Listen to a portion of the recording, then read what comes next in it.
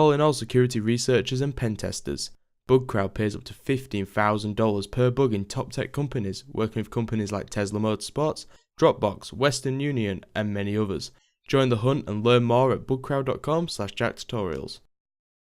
Hey guys, welcome back to a new video tutorial. Today I'm going to be showing you how you can hack any Android device using Kali Linux and Metasploit.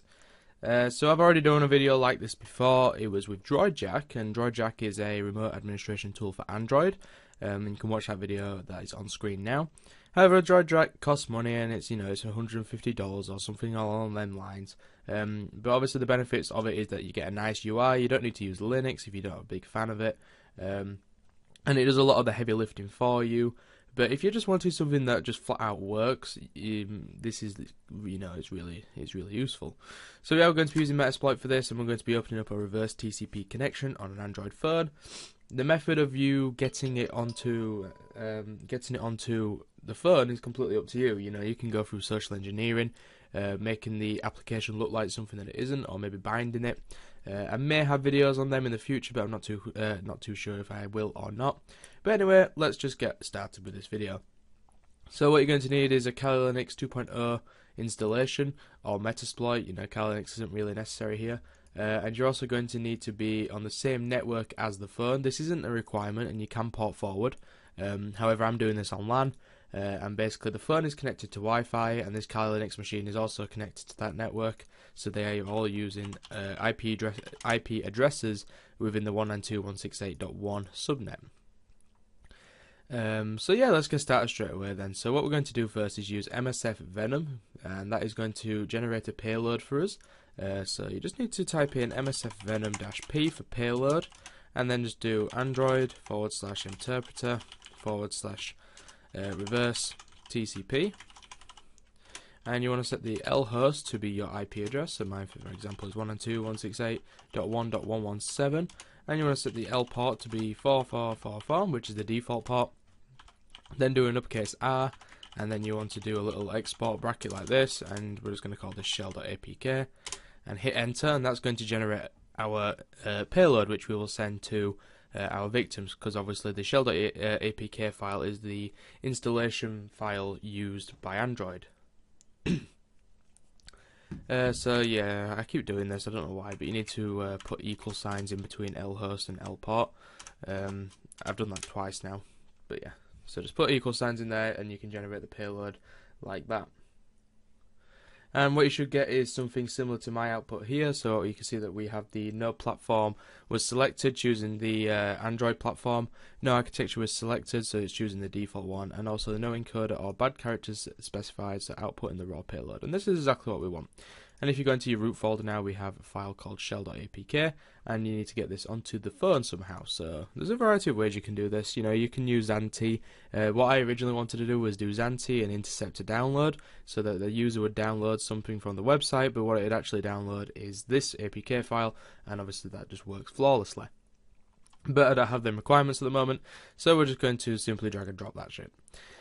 So you're going to open up MSF console as well, which is going to be our listener. What we're going to do is configure MSF console to listen for the connection back, and then you're going to need to get this shell.apk file onto the Android phone somehow, so you can drag and drop if you have VMware tools installed. But for me, I'm just going to upload it to Mega and then download it again and then drag it across. So I'm going to pause the video while I do that, and yeah. So all I've done here is I've set up an Apache 2 start, that starts the web server, and then I've put shell.apk in the web server, and now that file is on my phone. So all I need to do now is configure MSF console and then install the shell.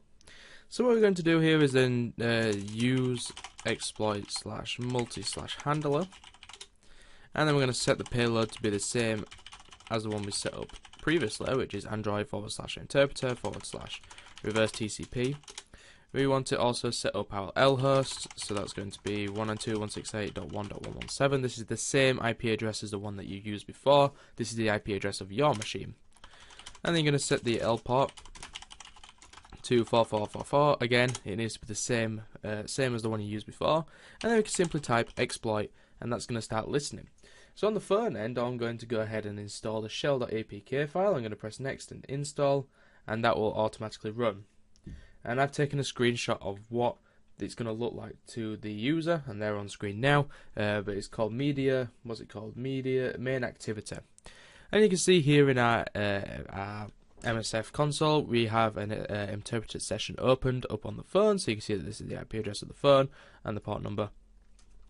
And if you type help, you can get the the different commands you can type into the shell, into the console here, and you can get things like that. So for example, if I do check root, you'll see that my phone is not rooted.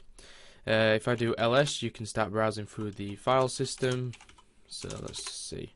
Yeah, you can see we can start browsing through the file system and moving around. So if I do this, we are now in the home folder, and you can go ahead and take whatever you want. So if I've got SD card and then ls, well, something like that. That's weird. But yeah.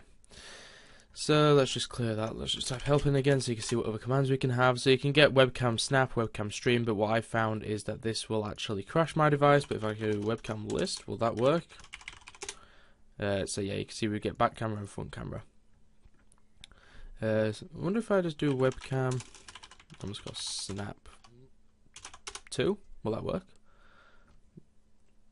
Oh, it did work. Okay, so we can actually open this up and see what we get. So you can see that it is completely black because it's looking, down. Although I would have expected that to actually do the other one. Oh well, maybe it doesn't work if the phone's locked, which it looks like it might be the case. Anyway, moving on.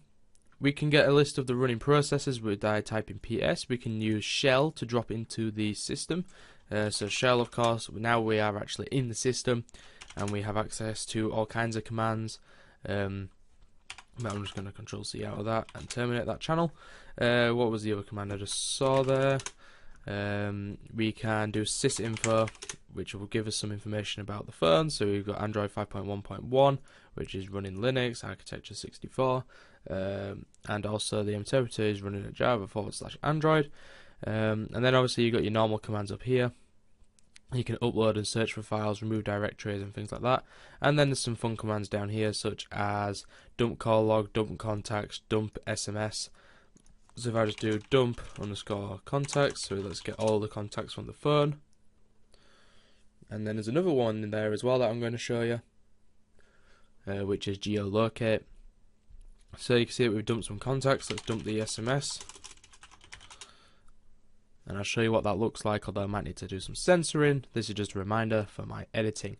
And as you guys know, my censoring has been pretty fucking poor. So we'll just run them commands there. So dump SMS, dump contacts, and that's going to save them locally for us as well. Operation timed out, okay, fair enough. Yeah, and then also with the geolocate, if you type in geolocate, it will get the longitude and latitude of where the phone is expected to be, and I've clicked this link and it is actually pretty accurate. It got me on my road. It says within 50 miles, so I'm not going to open that link just because I don't want to risk exposing my address, which probably already exists anyway. But if we open up this contacts.dump file, you can see that we have lots of contacts in here that I need to censor. But yeah, that dumps the whole contacts. So that's sweet. And yeah, so that is how you open up a reverse TCP. So in a couple of videos time I'm going to do how to make this persistent, because obviously if we Control C out of this and exit like this, we no longer have a connection, I don't think. Yeah, so what happens is the user will have to open up the main activity window again. So if you click that, you can see we get a session again and we're back into the phone.